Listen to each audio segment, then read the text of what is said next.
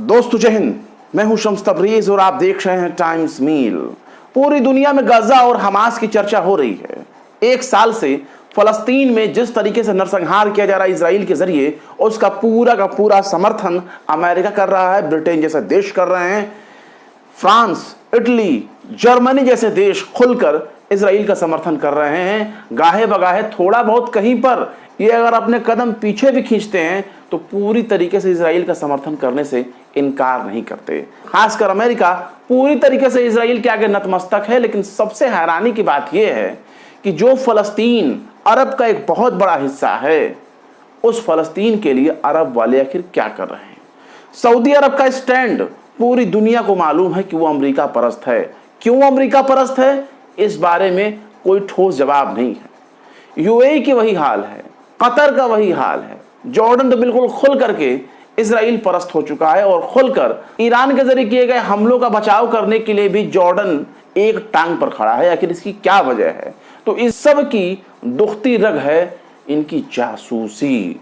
वो जासूसी जिसका धीरे धीरे परत दर परत राज खुलता जा रहा है और पता चल रहा है कि आखिर क्यों ये इजराइल का समर्थन करने के लिए मजबूर हैं, क्यों ये दबी जबान इजराइल के साथ खड़े हैं, आखिर क्यों ये खामोशी के साथ अमेरिका की जी हुजूरी करने के लिए बेबस हैं। और ये बेबस हैं, मजबूर हैं, ये शौकिया तौर पर ऐसा कर रहे हैं। इन सब के पीछे बस एक ही वजह है और ये है इनके कमरों की जासूसी। इनकी वो जासूसी जो अगर पर्दे से बाहर आ गई तो इनकी जिंदगी तबाह हो जाएगी, इनकी मान सम्मान, इनका सब कुछ तबाह हो जाएगा। और उस जासूसी करने वालों का नेटवर्क तेल अवीव तक पहुंचता है। इसका अंदाजा आप लगा सकते हैं क्योंकि अभी हाल ही में एक खबर आई जिसमें इटली की प्रधानमंत्री जॉर्जिया मेलोनी के बारे में खबर सुनने को मिली और पता यह चला कि इटली की जो प्रधानमंत्री हैं जॉर्जिया मेलोनी, उनकी जासूसी इजरायली मोसाद कर रहा था। जॉर्जिया मेलोनी की वो प्राइवेट जानकारी जिसके जाहिर होने से जॉर्जिया मेलोनी को खतरा है और जॉर्जिया मेलोनी को ब्लैकमेल करने के लिए इस तरह की जानकारियों को इकट्ठा किया जा सकता है, उस टाइप की इंफॉर्मेशन। पर सवाल यह है कि जॉर्जिया मेलोनी का जासूसी क्यों कराया जा रहा है, वो भी प्राइवेट जानकारी। इसमें सबसे गौर करने वाली बात यह है कि जो जासूसी करने वाले लोग थे, उन लोगों ने पब्लिक सेलिब्रिटीज, जो मशहूर चेहरे थे इटली के, उनके और राजनेताओं की जानकारी को अपने पास रखा और बकायदा ब्लैकमेलिंग करने की नीयत से इस तरह की जानकारी को अपने पास कलेक्ट किया। पर सवाल यहाँ ये भी होता है कि इसमें अरब वाले कहाँ से आते हैं। तो अरब वाले कहाँ से आते हैं, इसकी जानकारी हम आपको देंगे। पर सुन लीजिए कि इजराइल का किस तरीके से बच्चा बच्चा, यहां तक कि खुद प्रधानमंत्री भी एक जासूस की भूमिका निभाते हैं। ब्रिटेन के प्रधानमंत्री बोरिस जॉनसन का नाम आपने सुना होगा। वही बोरिस जॉनसन जो भारत आए थे, गुजरात में बुलडोजर बनाने वाली, जेसीबी बनाने वाली कंपनी में वो गए थे और वहां जा करके बुलडोजर और बाकायदा फोटो वोटो खिंचाई थी, जिसके बाद बाबा का बुलडोजर, मामा का बुलडोजर और तमाम तरह का बुलडोजर देश में उस वक्त गूंज रहा था। नया नया बुलडोजर क्रांति आई थी, मुसलमानों के घरों पर बुलडोजर चलाने की होड़ लगी थी। और बोरिस जॉनसन ब्रिटेन के प्रधानमंत्री रहने के दौरान वो भारत यात्रा पर आते हैं, मोदी जी के साथ फ़ोटो खिंचाते हैं, मुलाकात करते हैं और गुजरात की जेसीबी कंपनी पर जाकर के जेसीबी पर चढ़कर भी वो फ़ोटो खिंचाते हैं। पर हुआ क्या, उन्होंने अपनी किताब लिखी है और उस किताब का जो उन्होंने नाम दिया है उसका नाम है अनशील्ड। और उनकी जो किताब आई है मार्केट में, चूंकि अब आ चुकी है, 10 अक्टूबर को ही उसको आना था और वो आ चुकी है, लेकिन टेलीग्राफ ने इस मामले में अपनी खबर छापी, मीडिया संस्थानों ने इस पर रिपोर्ट किया और उनकी किताब के चंद हिस्सों को उन्होंने बयां किया, जिसमें यह पता चला कि नेतन्याहू जब बोरिस जॉनसन से मिलने के लिए गए थे तो बाकायदा उनसे जब मुलाकात वो कर रहे थे उनके पर्सनल रूम में, तो वो टॉयलेट करने के लिए वहां पर गए। कहाँ गए? बोरिस जॉनसन के टॉयलेट वॉशरूम में वो गए। और जब वो वॉशरूम में गए और वापस आए, इसके बाद जब बातचीत खत्म हुआ तो ब्रिटेन की जासूसी एजेंसियों ने उनके टॉयलेट की जांच की, वॉशरूम की जांच की। और जब वॉशरूम की जांच की तो पता चला कि वहां भी एक जासूसी डिवाइस नेतन्याहू ने खुद लगाया था। सोचिए, देश का एक प्रधानमंत्री खुद इतनी बड़ी जासूसी करता है, वो देश जो इनका कदम कदम पर साथ दे रहा है, जो इनके हर सुख दुख पर खड़ा है, हर तरह से खड़ा है, मतलब तुम अच्छा करो चाहे बुरा करो लेकिन हम तुम्हारे साथ खड़े हैं, इस टाइप की लॉबी लेकर के जब वो ब्रिटेन जैसा देश इनके साथ खड़ा है, तो सोचिए उनके साथ भी ये वफा नहीं कर सके, उसके साथ भी ये गद्दारी करते हैं, उसके पीठ में छुरा भोगते हैं। इतना खतरनाक आदमी को कहाँ देखने को मिलेगा जिस देश का खुद एक प्रधानमंत्री अपने हाथों से जासूसी डिवाइस लगा करके आया हो। तो ये है इजराइल का नैतिक चरित्र। अरब देशों का जिक्र कर लेते हैं। सबको मालूम है कि अरब देश किस तरीके से अमेरिका के पिट्ठू बने हुए हैं, अमेरिका के पीछे लग्गू बने हुए हैं, अमेरिका के पीछे पीछे पीछे पीछे चलने वाले हैं, और सब के सब दबी जबान में इजराइल का सपोर्ट करते हैं।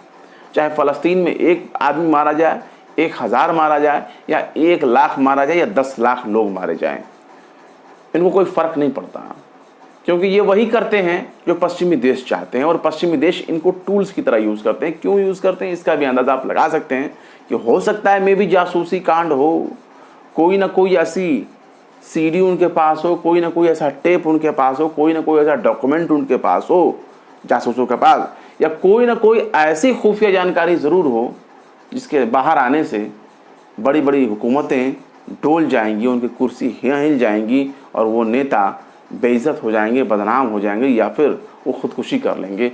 इस टाइप की जानकारी अगर जासूसी एजेंसियों के पास है तो इनको आसानी से नचाया भी जा सकता है। सऊदी अरब की घटना देख लीजिए।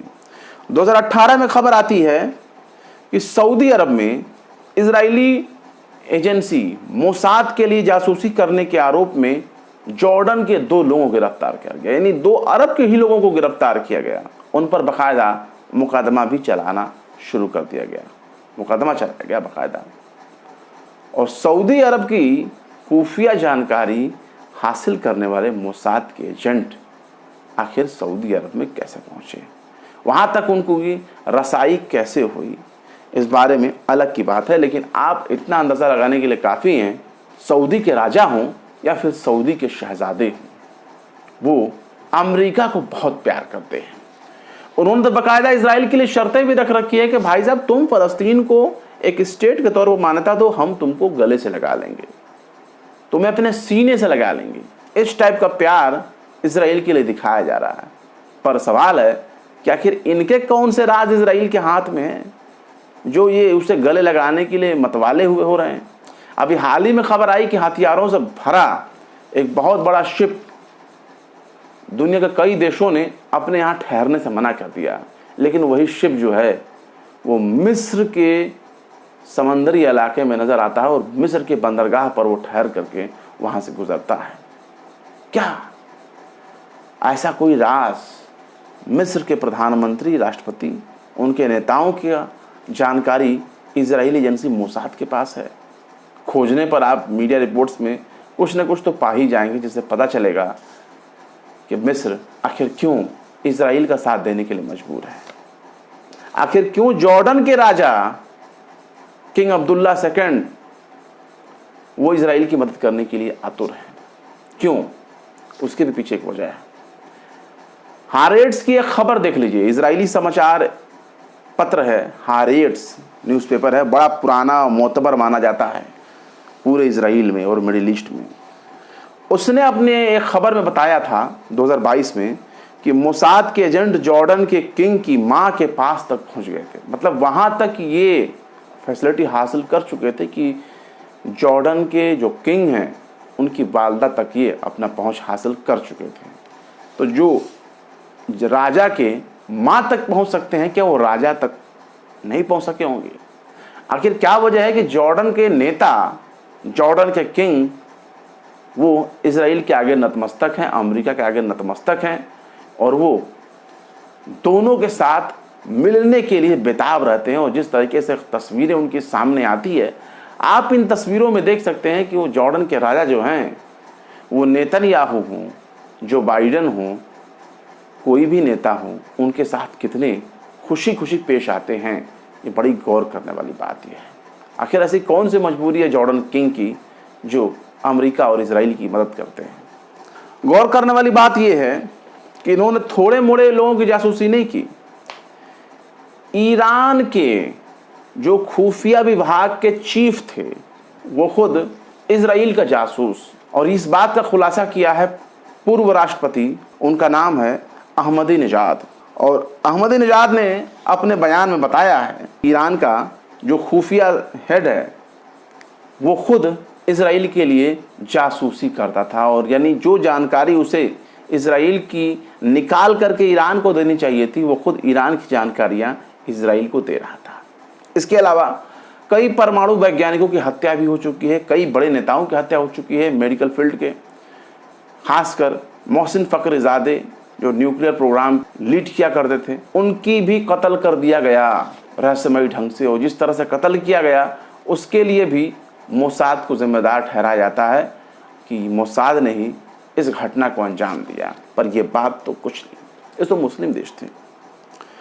फ्रांस के राष्ट्रपति इमैनुअल मैक्रों की जासूसी करने में भी मोसाद का हाथ बताया गया, उसका मामला भी सामने आया और पता यह चला कि इमैनुअल मैक्रों की भी खुफिया जानकारी इकट्ठा की जा रही थी और बाकायदा उनके फ़ोन को पेगासस सॉफ्टवेयर के जरिए हैक किया गया और उनकी जानकारियां निकाली गईं। क्या क्या जानकारियां हो सकती है एक व्यक्ति के फ़ोन में, ये आप समझ सकते हैं, लेकिन ये काम इमैनुअल मैक्रों के साथ किया गया। वो मैक्रों जो इजराइल के साथ कदम कदम पर खड़े हैं, लेकिन नेतन्याहू ने उनको भी अपने मोसाद एजेंट के जरिए, अपने जासूसी कंपनी के जरिए निशाना बनाया। और देखिए, दुनिया के 14 देशों के नेताओं की जासूसी पेगासस के जरिए कराने का मामला भी सामने आया और ये भी पता चला कि उन 14 देशों के राजनेताओं में राष्ट्रपति भी शामिल हैं, प्रधानमंत्री भी शामिल हैं। और अगर प्रधानमंत्री की बात की जाए तो पाकिस्तान के इमरान खान की जासूसी कराई गई, मिस्र के प्रधानमंत्री की जासूसी करवाई गई, और राष्ट्रपति की अगर गौर करें तो फ्रांस के राष्ट्रपति, इराक के राष्ट्रपति, साउथ अफ्रीका के राष्ट्रपति, इन सब की जासूसी कराने का काम इजराइल ने किया। लेकिन मामला सिर्फ यहीं तक नहीं है। अगर गौर किया जाए तो व्हाइट हाउस की जासूसी कराने में भी इजराइल ने कदम पीछे नहीं हटाए, उसके लिए भी उसने कदम बढ़ाए और व्हाइट हाउस की भी उसने जासूसी कराई। और ये बात द गार्जियन में छापी है और द गार्जियन इसे 2019 में प्रकाशित किया और गार्जियन ने बताया कि व्हाइट हाउस की इन्होंने जासूसी करवाई, बाकायदा शक जताया कि ये डोनाल्ड ट्रंप की जासूसी करवा रहे थे। और किस तरह की जासूसी करवा रहे थे, कौन सी प्राइवेट जानकारी लेना चाहते थे, इसके बारे में आप अंदाज़ा लगा सकते हैं।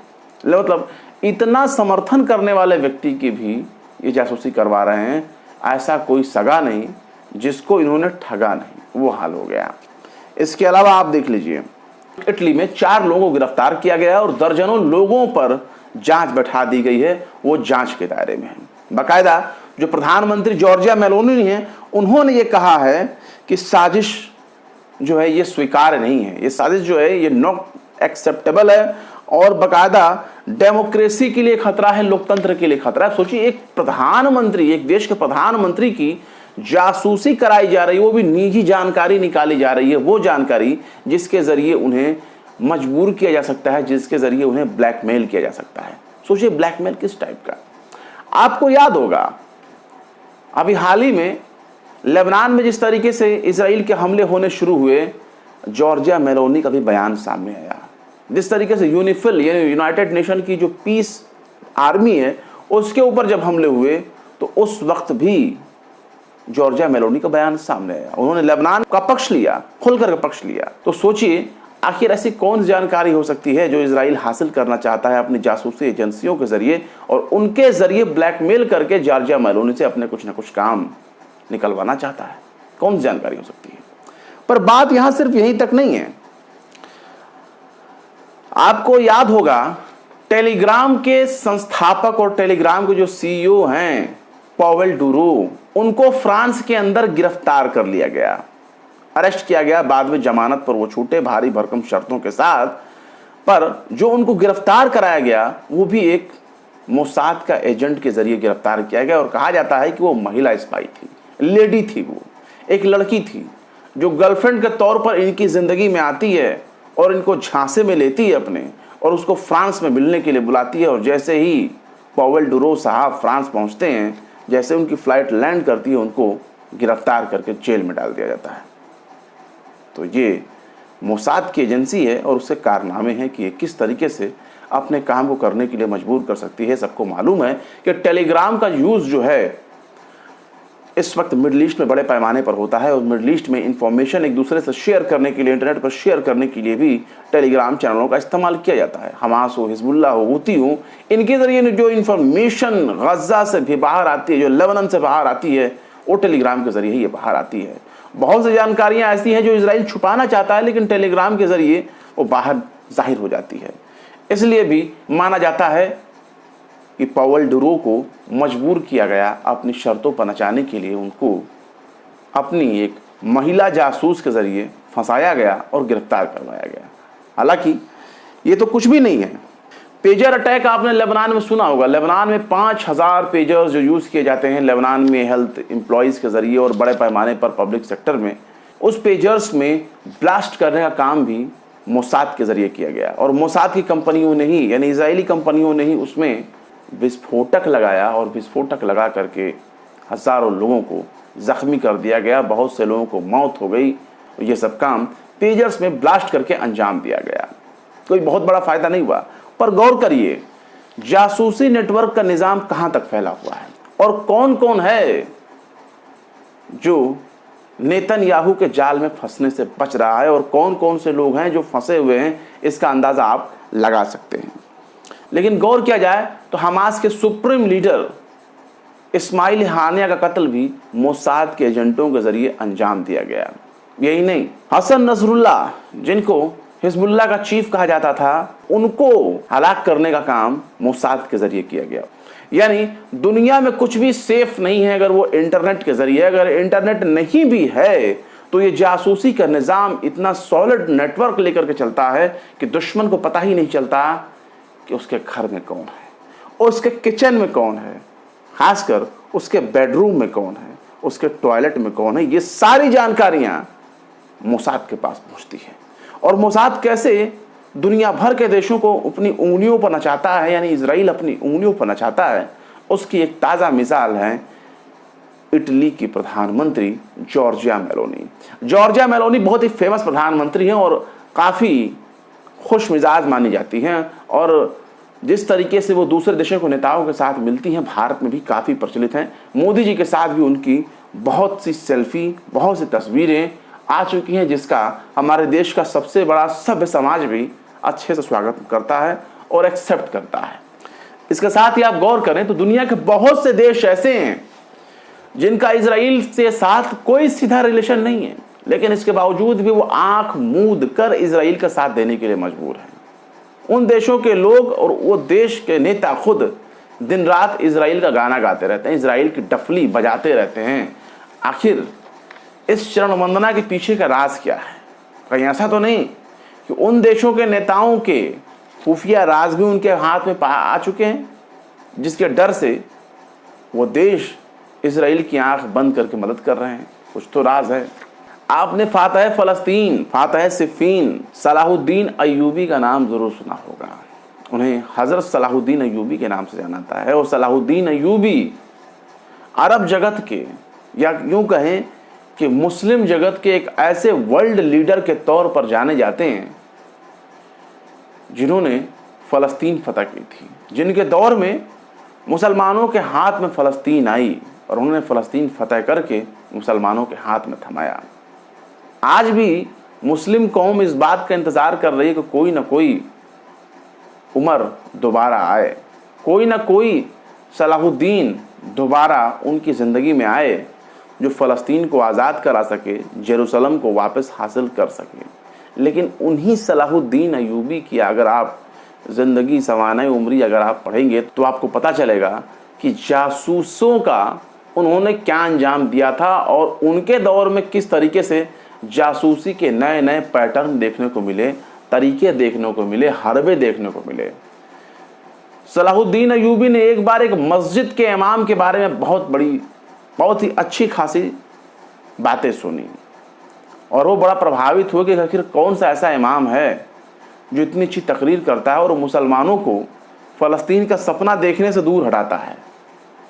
इसके बाद वो अपने जासूसी करने वाले जासूस के जो टीम लीडर थे उनके साथ वो खुद ही भेष बदल करके पहुंचते हैं, और पहुंचने के बाद जब अकेले में उससे मुलाकात करते हैं तब पता चलता है कि साहब ये तो मुसलमान ही नहीं था, यानी वो सलेबी और यहूदियों का एजेंट था, यहूदियों और ईसाइयों का एजेंट था। उस वक्त चूंकि रोमन्स एम्पायर हर तरह से हासिल करना चाहते थे और बाकायदा जो पोप थे क्रिश्चियंस के वो भी फ़लस्तीन को हासिल करने के लिए क्रूसेडर्स को भी लागू कर चुके थे। क्रूसेडर्स यानी धर्म युद्ध एक टाइप का, जिसमें ईसाइयों को कहा जाता है कि जाओ घर में क्यों बैठे हो, तलवार लो, हथियार लो और जाओ फ़लस्तीन को आज़ाद कराओ। तो क्रूसेड्स उस जंग को कहा जाता है। 2 बार क्रूसेड्स हुए, दोनों बार नाकाम हुए, लेकिन बड़े पैमाने पर ईसाई जगत को एक किया गया जेरूसलम के नाम पर, फ़लस्तीन के नाम पर, लेकिन वो नाकाम रहे। अगर उस पर गौर किया जाए तो जिस जासूस को पकड़ा गया वो मुसलमान नहीं था, लेकिन उसकी बाकायदा दाढ़ी थी, टोपी थी, अच्छी खासी अरबी एक्सेंस उसकी थी, अरबी बोलने वाले, जो कि जाहिर सी बात है अरब में पैदाइशी अरब जो चाहे क्रिश्चियन हो चाहे यहूदी हो वो अच्छी खासी अरबी बोलते हैं, क्योंकि उनकी मदर टंग जो है अरबी ही होती है। नाम भी उनके मुसलमानों जैसे होते हैं, तो इसलिए आप क्या कहेंगे उनको। तो जासूसी का ये निज़ाम है और बहुत दूर दूर तक फैला हुआ है। लेकिन सवाल यही खड़ा होता है कि जॉर्जिया मेलोनी की जासूसी करके इजराइल को कौन सा फ़ायदा मिलता है। हमारे मोदी जी नेतन्याहू के साथ गले लग लग के मिलते हैं, चिपक चिपक के मिलते हैं। ऐसा दुनिया भर के देश किसी दूसरे देश के साथ नहीं करते, नेताओं के साथ नहीं करते, क्योंकि सबके मिलने जुलने का एक प्रोटोकॉल होता है, क्योंकि इसी दौरान बहुत कुछ हो सकता है। अब हमारे मोदी जी पता चला कि नेतन्याहू के चिपक चिपक के गले लग रहे हैं और जासूसी कांड में माहिर नेतन्याहू एक छोटा सा डिवाइस निकाले और मोदी जी के जैकेट पर चिपका दे, उनके जेब में ही डाल दे गले लगते वक्त, और मोदी जी की सारी जानकारी, खुफिया जानकारियां अगर वो हासिल करने लगे तो क्या करेंगे। मोदी जी के जो पेगासस सॉफ्टवेयर मिला वही भारत के नेताओं की जासूसी कर रहा है। मोदी जी खुद ही लेकर के चले आए पेगासस को, उसे जो है इजराइल को जासूसी करने के लिए खुद भारत में नहीं आना पड़ा, बल्कि मोदी जी जासूसी के उस के मशीनरी को ही लेकर के चले आए, जिसके बाद इजराइल के पास भारत के डेटा ज़रूर मौजूद होंगे, खुफिया जानकारियाँ मौजूद होंगी, बड़े बड़े नेताओं की जानकारियाँ भी मौजूद होंगी। पर सवाल ये है कि जासूसी का अंत क्या होगा। शायद यही वजह है कि दुनिया के बड़े बड़े लीडर, बड़े बड़े विश्वगुरु, बड़े बड़े सुपर पावर देश इजराइल के आगे तुम हिला रहे हैं। यही वजह है, ऐसी कोई ना कोई खुफिया जानकारी, कोई ना कोई खुफिया टेप, कोई ना कोई सीडी ज़रूर नेतन्याहू के पास मौजूद है, जिसकी वजह से ये तमाम के तमाम देश, चाहे अरब के नेता हों चाहे पश्चिम जगत के नेता हों, इन सब की खुफिया जानकारी इजराइल के पास मौजूद है। शायद इसीलिए ये लोग इजराइल की हाँ में हाँ मिलाने के लिए मजबूर हैं, जी हुजूरी करने के लिए मौजूद हैं, चाहे वो कोई भी देश हो, जर्मनी हो, फ्रांस हो, ऑस्ट्रेलिया हो, कनाडा हो, ब्रिटेन हो, या खुद सुपर पावर अमेरिका ही क्यों ना हो। और अरब देशों का हाल तो आप जानते ही हैं, पहले से ही जानते हैं। फिलहाल क्या कहेंगे इस खबर के बारे में कमेंट बॉक्स में ज़रूर बताएं। उम्मीद है वीडियो आपको पसंद आई होगा, समझ में भी आया होगा। अच्छा लगे तो अपने यार दोस्तों के साथ शेयर भी करें, लोगों को जागरूक करें, बताएं कि हमारे खबरें किस तरह की होती हैं और कितने विस्तार से, डिटेल से हम आपको ये खबरें बताते हैं। घंटों के एनालिसिस के बाद आपको इस तरह की खबरें बताते हैं।